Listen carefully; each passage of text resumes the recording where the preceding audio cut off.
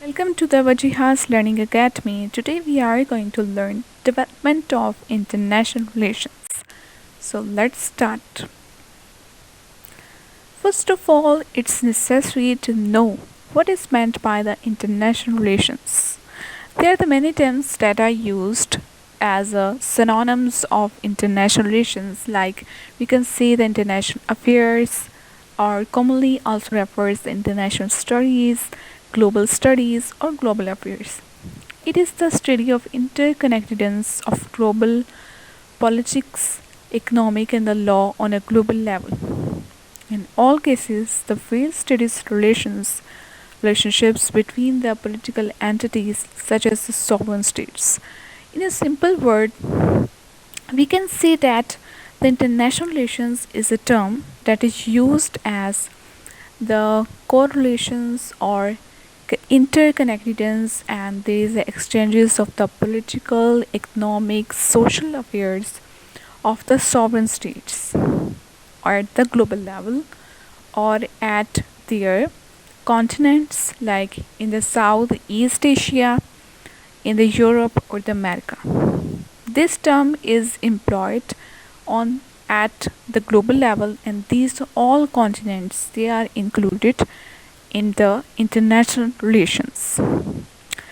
Intergovernmental organizations, international non-governmental organizations, simply noted as NGOs, and the multinational corporations, MNCs, and the wider world system produced by this interaction.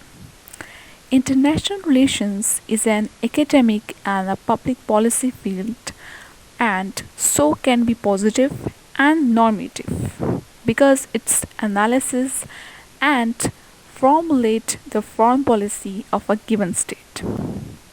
Like I have already explained that international relations is a term that is used the relationship between the foreign state on their uh, foreign level, like there is a foreign policy whenever a country they formulate the foreign policy, they have to keep the view of their neighboring state, of their encountering state, and they have to maintain relations on the international level as well. Domestic relations is another matter, and the foreign relation is another matter.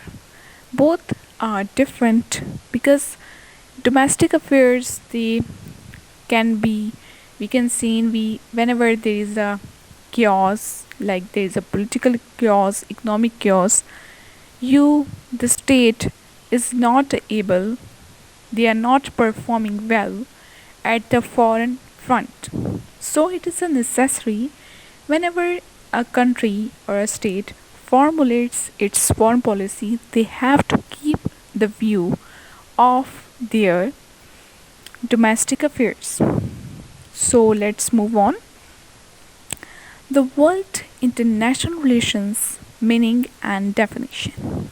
For the first time, it was used in 1880 in UNESCO 1998. It is a system developed by the UNESCO for the classification for the research papers and doctoral dissertations. The discipline of international relations deals with the war, military, alliance, diplomacy, trade, cooperation, and peace.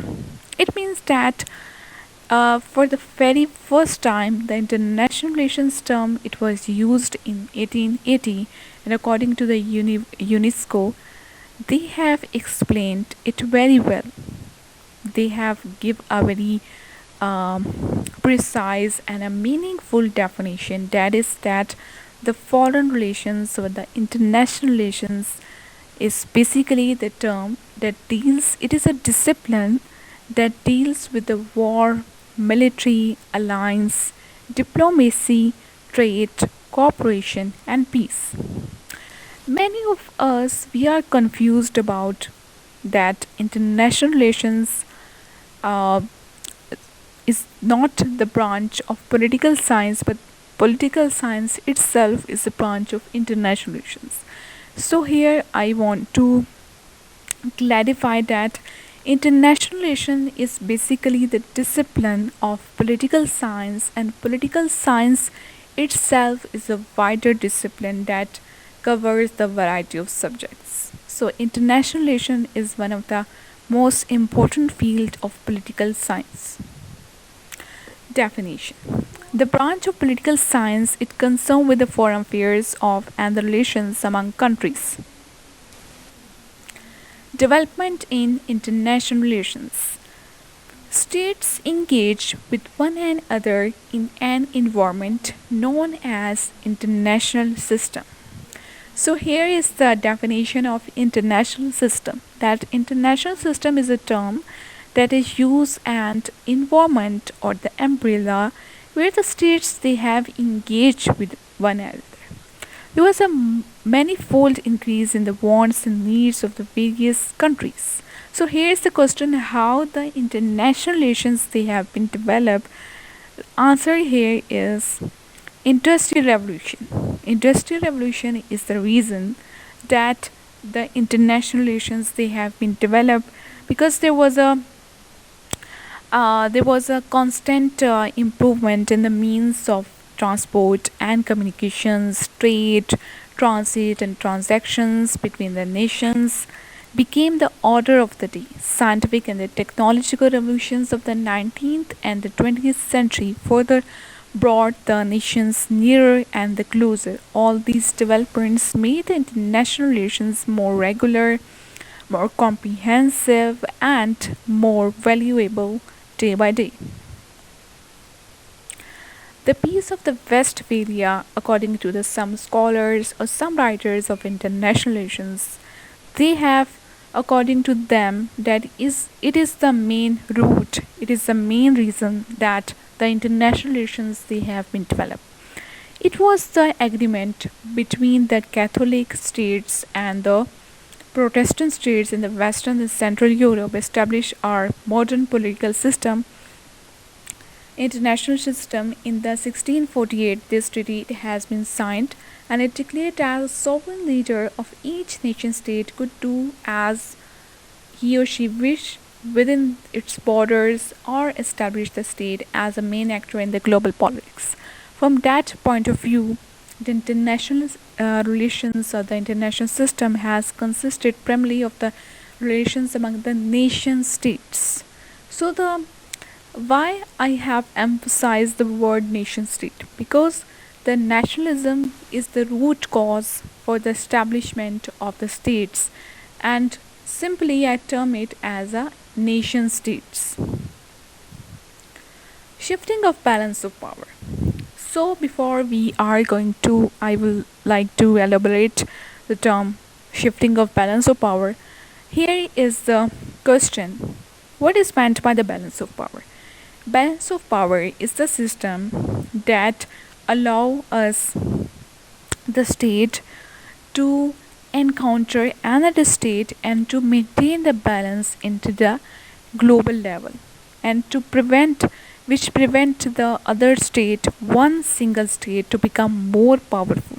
That shift the international system, it shifts the international system balance towards a unipolar, and the states they maintain the balance by maintaining their status as a great powers, that is termed as a multipolar system. And if there are two superpowers or two great powers, this system is termed as a bipolar international system, in which it means that the balance of power is simply, in simple word, it is a term that is employed as, that is basically employed as the system in which the great powers or the single superpower who run the international affairs or international arena. Okay, it means that the states who maintained and who implement their world order, okay, whose actions, the nations whose actions, whose economic, political, social movements they disturbed, or they positively disturbed, or they positively benefit the other states or negatively disturb the international structure. This term is simply that which we call as a balance of power. In that 17th and 18th century, the nation state they have emerged the dominant political unit of international system. A series of powerful states they dominated Europe with the great power rising and falling. Weaker states often banded together to prevent the dominant power from becoming too strong, and this practice is known as the balance of power. There was a frequent wars and economic competitions marked this era. Some nations, notably England and Germany, they have become very. But in my opinion, the England it has become more powerful at that time, and most of the modern age, but some such as Spain and Ottoman Empire shrunk in the power over time. There was the emergence of the nationalism 1919 in the First World War. In the 19th century brought the two major changes in the international system. There was a nationalism that was main feature at that time, and there was some problems that was raised after the unification of Germany. They have contributed to the First World War, and it has a very disastrous changes into the international structure. The League of Nations it was designated to solve the issues among the nation states, but it was not very fruitful at that time, and we can say that there was a not very good results at that time. Now we have to move on. The major powers of Europe they have suffered greatly, whereas the United States began to come out the isolation, and they have transformed the global power. At the same time, there was a end of the Ottoman and the Austrian-Hungarian empires. They have created a series of new nations, and these factors they have contributed to the Treaty of Versailles, the rise of Nazism and the communism in the Second World War. Second World War 1939 and 1945. Hitler's attack upon the Poland was immediate cause of Second World War. According to the treaties of Versailles, Hitler they have violated the treaty and demanded that those regions should be given back to the Germany, and Poland could have answered it. And there was a tussle of that was resulted into the Second World War. Second World War it was very harmful because there was a for the first time the nuclear technology was used in the Second World War that have a very disastrous changes into the Hiroshima and the Nagasaki. And after the that time period, the United Nations it has been established. There was a question of war and peace. They have become very key issue for the mankind, and the political and military impacts of nuclear energy has opened the new frontiers for the study of international relations. There was a development onward the 1945. There was a system of Cold War because there was a two powers at that time, that was a US and the USSR.